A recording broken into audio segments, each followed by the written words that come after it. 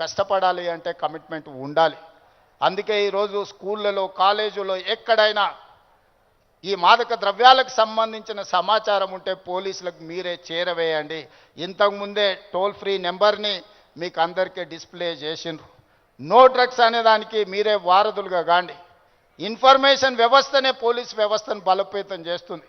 ఈరోజు నియంత్రించాలి అంటే సమాచారం ఉండాలి. సమాచారం ఉండాలి అంటే ఆ సమాచారం కాలేజీలలో చదువుకుంటున్న విద్యార్థులు పాఠశాలల్లో చదువుకుంటున్న విద్యార్థులు టోల్ ఫ్రీ నెంబర్కు మీరు సమాచారం అందించండి. తప్పకుండా వాటిని నియంత్రిస్తాం. ఈ వేదిక మీద నుంచి పాఠశాల కళాశాలల యజమానులకు కూడా నేను సూచన చేస్తున్నా, రేపు మీ కళాశాలలో ఇట్లాంటి అసాంఘిక కార్యక్రమాలు జరిగితే దానికి మీరే బాధ్యత వహించాల్సి ఉంటుంది. ఎందుకంటే తల్లిదండ్రులు మీ మీద నమ్మకంతో విశ్వాసంతో లక్షలాది రూపాయలు ఫీజులు చెల్లించి పిల్లల్ని మీ పాఠశాలలు మీ కళాశాలలకు పంపిస్తే మీరు చదువు చెప్పడంతోనే మీ బాధ్యత అయిపోయింది అనుకుంటే కుదరదు.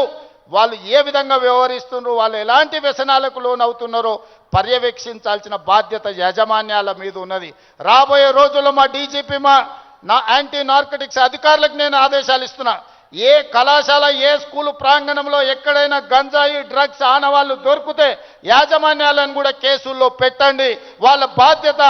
మనము నమ్మి మన పిల్లల్ని వాళ్ళ స్కూళ్ళకు వాళ్ళ కాలేజీలకు పంపిస్తే లక్షలాది రూపాయల ఫీజులు కడితే వాళ్ళను పర్యవేక్షించకుండా బాధ్యత తీసుకోకుండా ఫీజులు తీసుకుంటాం కానీ బాధ్యత తీసుకోము అంటే కుదరదు.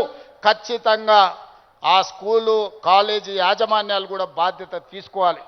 మీరు ఎట్లయితే సైన్స్ మ్యాథమెటిక్స్ ఇంగ్లీష్ చెప్పడానికి టీచర్లను పెట్టుకుంటున్నారో, మీరు ఎట్లయితే స్పోర్ట్స్ కోసం మీరు టీచర్స్ని రిక్రూట్ చేస్తున్నారో, పిల్లల బిహేవియరల్ చేంజెస్ను కూడా గమనించడానికి చైల్డ్ సైకాలజీ అవగాహన ఉన్న వాళ్ళని కూడా ప్రొఫెషనల్స్ని మీ కాలేజీల్లో స్కూళ్ళల్లో పెట్టుకోండి. పిల్లల ప్రవర్తనలో మార్పు గమనించాలి.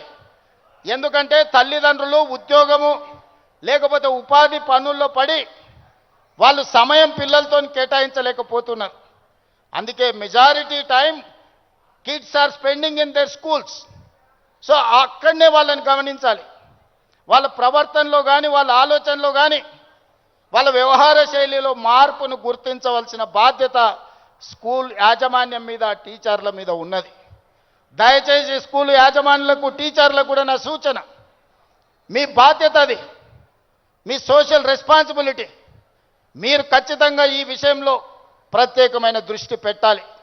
రాబోయే రోజుల్లో గవర్నమెంట్ నుంచి కూడా నేను కలెక్టర్స్ అండ్ చీఫ్ సెక్రటరీ ఇతర అధికారులకు నేను ఆదేశాలు ఇస్తున్నా.